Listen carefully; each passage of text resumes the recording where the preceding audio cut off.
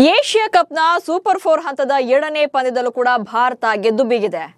ಬಾಂಗ್ಲಾದೇಶವನ್ನ ಬಗ್ಗು ಬಡಿದು ಇನ್ನೂ ಒಂದು ಪಂದ್ಯ ಬಾಕಿ ಇರುವಂತೆಯೇ ಫೈನಲ್ಗೆ ಲಗ್ಗೆ ಇಟ್ಟಿದೆ. ಅಭಿಷೇಕ್ ಶರ್ಮಾ ಸಿಡಿಲಬ್ಬರದ ಬ್ಯಾಟಿಂಗ್ ಪ್ರದರ್ಶನ, chinaman spinner Kuldeep Yadav spin ದಾಳಿಗೆ ಬಾಂಗ್ಲಾ ಪಡೆ ಧೂಳಿಪಟವಾಗಿದೆ. ಆದ್ರೆ ಇಲ್ಲಿ ಭಾರತ ಮ್ಯಾಚ್ ಗೆದ್ರೂ ಕೂಡ ಸ್ಲಾಟ್ ಚೇಂಜ್ ಸ್ಟ್ರಾಟಜಿ ಸಿಕ್ಕಾಪಟ್ಟೆ ಸದ್ದು ಮಾಡ್ತಾ ಇದೆ. ಬ್ಯಾಟಿಂಗ್ ಆರ್ಡರ್ನಲ್ಲಿ ಕೋಚ್ ಗೌತಮ್ ಗಂಭೀರ್ ಮಾಡ್ತಾ ಇರುವಂತಹ ಪ್ರಯೋಗಕ್ಕೆ ಮಾಜಿ ಕ್ರಿಕೆಟಿಗರು ರೊಚ್ಚಿಗೆದ್ದಿದ್ದಾರೆ.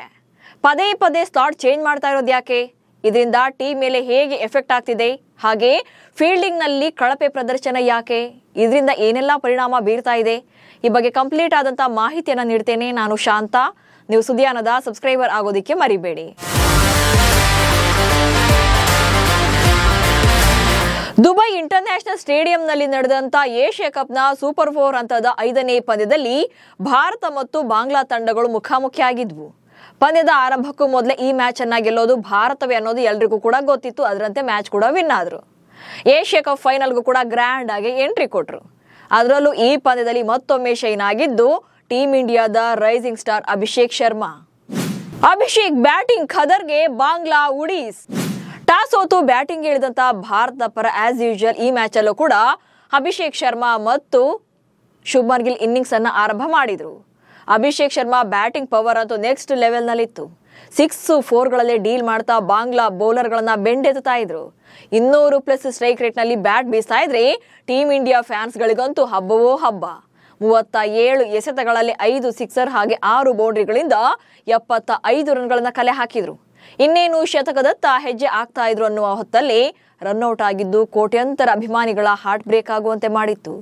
ಬಹುಶಃ ಕ್ಯಾಚ್ ಔಟ್ ಅಥವಾ ಬೋಲ್ಡೋ ಆಗಿದ್ರೆ ಇಷ್ಟೊಂದು ಹರ್ಟ್ ಆಗ್ತಾ ಇರಲಿಲ್ಲ. ರನ್ಔಟ್ ಆಗಿದ್ದು ತುಂಬಾನೇ ಬೇಜಾರನ್ಸಿತ್ತು.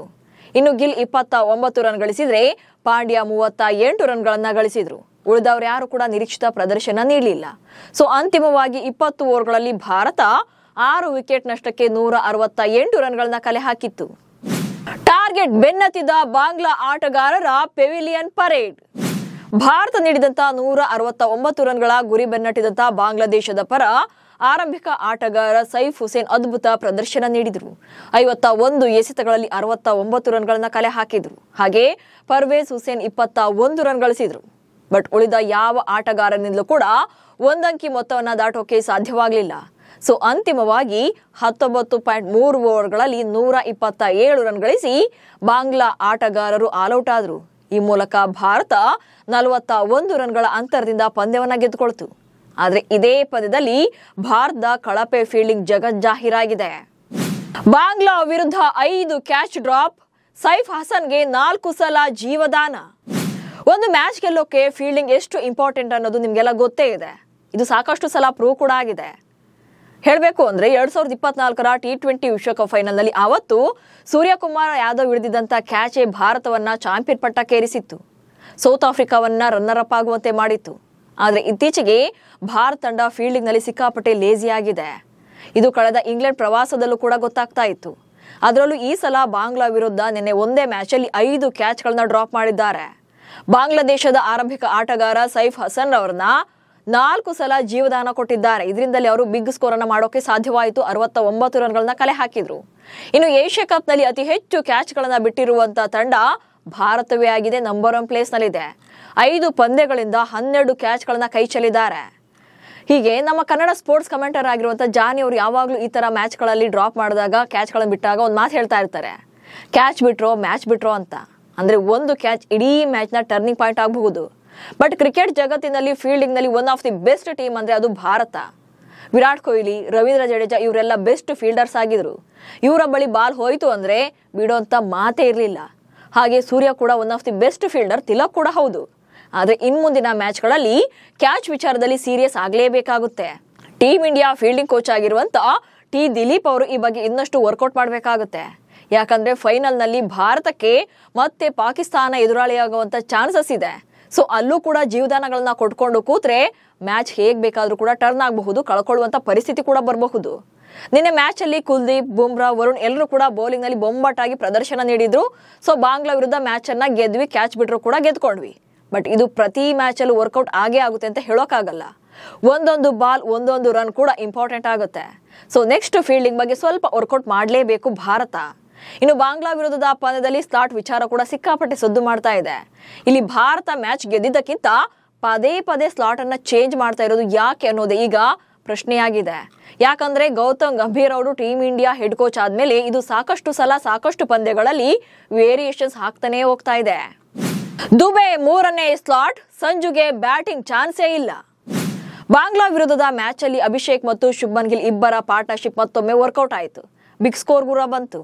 ಪವರ್ ಪ್ಲೇನಲ್ಲಿ ಬೊಂಬಾಟ್ ಆಗಿ ಬ್ಯಾಟಿಂಗ್ ಪ್ರದರ್ಶನ ನೀಡಿದ್ರು. ಬಟ್ 6.2 ಓವರ್ಗಳಲ್ಲಿ 77 ರನ್ ಗಳಿಸಿದ್ದಾಗ ಗಿಲ್ 29 ರನ್ ಗಳಿಸಿ ಔಟ್ ಆಗ್ತಾರೆ. ಸೊ ಆಸ್ ಯೂಶುವಲ್ 3ನೇ ಕ್ರಮಾಂಕದಲ್ಲಿ ಯಾರು ಬರ್ತಾರೆ ಅಂದ್ರೆ ಅದು ನಾಯಕ ಸೂರ್ಯಕುಮಾರ್ ಯಾದವ್ ಬರ್ತಾರೆ. ಆದ್ರೆ ನಿನ್ನೆ ಮ್ಯಾಚ್ ಅಲ್ಲಿ ಅದಾಗ್ಲಿಲ್ಲ. ಅಂದ್ರೆ ಅಲ್ಲಿ ಬಂದದ್ದು ಆಲ್ರೌಂಡರ್ ಶಿವಮ್ ದುಬೆ. 6 ಅಥವಾ 7ನೇ ಸ್ಲಾಟ್ ನಲ್ಲಿ ಬರ್ತಿದ್ದಂತ ದುಬೆ 3ನೇ ಸ್ಲಾಟ್ ನಲ್ಲಿ ಬರ್ತಾರೆ. ಬಟ್ ಬಂದಷ್ಟೇ ಸ್ಪೀಡ್ ಆಗಿ ಪೆವಿಲಿಯನ್ ಕೂಡ ಸೇರ್ಕೊಳ್ತಾರೆ, ಅದು ಬೇರೆ ಪ್ರಶ್ನೆ. ಇನ್ನು 4ನೇ ಕ್ರಮಾಂಕದಲ್ಲಿ ಚೂಯಿಂಗಮ್ ತಿನ್ಕೊಂಡು ಸ್ಟೈಲ್ ಆಗಿ ಬಂದ ಸೂರ್ಯ 5 ರನ್ ಗಳಿಸೋಕೆ 11 ಬಾಲ್ಗಳನ್ನ ತಿಂತಾರೆ. ಇನ್ನು 5ನೇ ಕ್ರಮಾಂಕದಲ್ಲಿ ಹಾರ್ದಿಕ್ ಪಾಂಡ್ಯ, ತಿಲಕ್ ವರ್ಮಾ ಇದ್ದಾರೆ, ಸಂಜು ಸ್ಯಾಮ್ಸನ್ ಇದ್ದಾರೆ. ಇವರಿಬ್ರು ಕೂಡ ಟಾಪ್ ಆರ್ಡರ್ ಬ್ಯಾಟರ್ಗಳು. ಇದೇನಪ್ಪ ಪಾಂಡ್ಯ ಅಂತ ನೆಕ್ಸ್ಟ್ ನೋಡಿದ್ರೆ 7ನೇ ಸ್ಲಾಟ್ ನಲ್ಲಿ ಅಕ್ಷರ್ ಪಟೇಲ್ ಬ್ಯಾಟ್ ಇಟ್ಕೊಂಡು ಬರ್ತಾರೆ.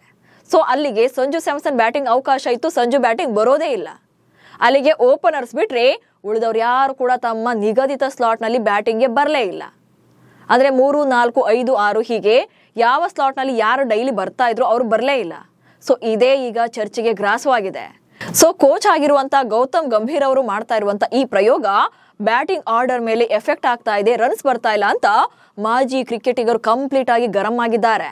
ಈ ಬಗ್ಗೆ ಮಾತನಾಡಿರುವಂತ ಸಂಜಯ್ ಮಂಜ್ರೇಕರ್ ಗಂಭೀರ ಪ್ರಯೋಗವನ್ನ ಟೀಕಿಸಿದ್ದಾರೆ. ಬ್ಯಾಟಿಂಗ್ ಕ್ರಮಾಂಕದಲ್ಲಿ ಶಿವಮ್ ದುಬೆಗೆ ಬಡ್ತಿ ಯಾಕೆ ಸಿಕ್ತೋ ಗೊತ್ತಿಲ್ಲ. ಸ್ಟ್ರೈಕ್ ರೇಟ್ ಕೂಡ ಅವ್ರದ್ದು ಚೆನ್ನಾಗಿಲ್ಲ.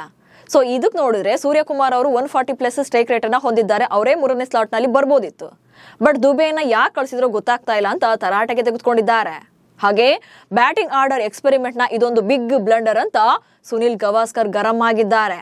ಯಾಕಂದ್ರೆ ಬ್ಯಾಟಿಂಗ್ ಆರ್ಡರ್ ನಲ್ಲಿ ಯಾವ ಸ್ಲಾಟ್ ನಲ್ಲಿ ಯಾರು ಬ್ಯಾಟ್ ಬೀಸಿದ್ರೆ ಅವರು ಪರ್ಫೆಕ್ಷನ್ ಆಗಿರ್ತಾರೋ ಅವರನ್ನೇ ಕಳಿಸ್ಬೇಕು. ಟಾಪ್ ಆರ್ಡರ್ ನಲ್ಲಿ ಆಲ್ರೌಂಡರ್ ಗಳನ್ನ ಕಳಿಸಿದ್ರೆ ಅಲ್ಲಿ ವೇರಿಯೇಷನ್ಸ್ ಆಗುತ್ತೆ, ಫೋಕಸ್ ಮಾಡೋಕೆ ಸಾಧ್ಯವಾಗೋದಿಲ್ಲ. ಇದರಿಂದ ನಿಗದಿತವಾಗಿ ನೀವೇನ್ ಅನ್ಕೊಂಡಿರ್ತೀರೋ ಆ ಸ್ಕೋರ್ ಕೂಡ ಬರೋದಿಲ್ಲ ಅನ್ನೋದು ಇಲ್ಲಿ ಸುನಿಲ್ ಗವಾಸ್ಕರ್ ಅವರ ವಾದ. ಇದೆಷ್ಟೇ ಅಲ್ಲ, ಫ್ಯಾನ್ಸ್ ಕೂಡ ಇಂಥ ಪ್ರಯೋಗ ಬೇಡದಿತ್ತು ಅಂತ ತಿರುಗಿ ಬಿದ್ದಿದ್ದಾರೆ. ಇನ್ನು ಬ್ಯಾಟಿಂಗ್ ಆರ್ಡರ್ ಬಗ್ಗೆ ಸ್ಪಷ್ಟನೆ ನೀಡಿರುವಂತ ಕ್ಯಾಪ್ಟನ್ ಸೂರ್ಯಕುಮಾರ್ ಯಾದವ್ ತಮ್ಮ ನಿರ್ಧಾರ ತಪ್ಪಾಗಿತ್ತು ಅನ್ನೋದನ್ನ ಒಪ್ಕೊಂಡಿದ್ದಾರೆ. ಪೋಸ್ಟ್ ಮ್ಯಾಚ್ ಪ್ರೆಸೆಂಟೇಷನ್ ವೇಳೆ ಇದಕ್ಕೆ ಉತ್ತರವನ್ನ ಕೊಟ್ಟಿದ್ದಾರೆ. ಸೊ ದುಬೆಯನ್ನ ನಾವು 3ನೇ ಕ್ರಮಾಂಕದಲ್ಲಿ ಒಂದಷ್ಟು ಸ್ಕೋರ್ ಜಾಸ್ತಿ ಬರ್ಬೋದು ಅನ್ನೋ ಕಾರಣಕ್ಕಾಗಿ ಕಣಕ್ಕಿಳಿಸಿದ್ವಿ. ಬಟ್ ನಿರೀಕ್ಷಿತ ಪ್ರಮಾಣದಲ್ಲಿ ಅವರಿಂದ ಪ್ರದರ್ಶನ ಬರಲಿಲ್ಲ.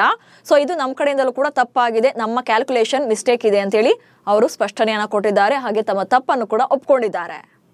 ಒಟ್ಟಲ್ಲಿ ಭಾರತ ಏಷ್ಯಾ ಕಪ್ ಫೈನಲ್ಗೆ ಲಗ್ಗೆ ಇಟ್ಟಾಯ್ತು. ಇನ್ನೂ ಒಂದು ಮ್ಯಾಚ್ ಇದ್ದಂತೆ ಅವರು ಫೈನಲ್ಗೆ ಬಂದ್ರು. ಶುಕ್ರವಾರ ಲಂಕಾ ವಿರುದ್ಧ ಸೂಪರ್ 4 ಹಂತದ ಕೊನೆ ಪಂದ್ಯ ಬಾಕಿ ಇದೆ. ಸೊ ಇಲ್ಲಿ ಭಾರತವೇ ಗೆಲ್ಲೋದು ಅನ್ನೋದು ತುಂಬಾ ಜನ ಪ್ರೆಡಿಕ್ಟ್ ಮಾಡ್ತಾ ಇದ್ದಾರೆ. ಲಂಕಾ ಗೆದ್ದರು ಸೋತರು ನೋ ಲಾಸ್, ಯಾಕಂದ್ರೆ ಲಂಕಾ ಆಲ್ರೆಡಿ ಟೂರ್ನಿಂದ ಹೊರಬಿದ್ದಾಗಿದೆ. ಭಾರತ ಸೂಪರ್ 4 ಅಲ್ಲಿ 2 ಪಂದ್ಯಗಳನ್ನ ಗೆದ್ದುಕೊಂಡು ಫೈನಲ್ಗೂ ಕೂಡ ಲಗ್ಗೆ ಇಟ್ಟಾಗಿದೆ.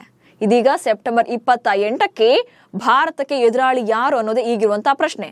ಯಾಕಂದ್ರೆ ಇವತ್ತು ಬಾಂಗ್ಲಾದೇಶ ಮತ್ತು ಪಾಕಿಸ್ತಾನ ನಡುವೆ ಒಂದು ಪಂದ್ಯ ನಡೆಯುತ್ತೆ ಸೂಪರ್ 4 ಹಂತದ. ಸೊ ಆಲ್ರೆಡಿ ಈ 2 ತಂಡಗಳು ಒಂದೊಂದು ಮ್ಯಾಚ್ ಗಳನ್ನ ಗೆದ್ದು ಒಂದೊಂದು ಪಂದ್ಯಗಳನ್ನ ಸೋತಿದ್ದಾರೆ. ಸೊ ಇವತ್ತಿನ ಪಂದ್ಯದಲ್ಲಿ ಯಾರು ಗೆಲ್ತಾರೋ ಅವರು ಫೈನಲ್ಗೆ ಅರ್ಹತೆಯನ್ನ ಪಡ್ಕೊಳ್ತಾರೆ, ಸೋತವರು ಟೂರ್ನಿಂದ ಹೊರಬೀಳ್ತಾರೆ.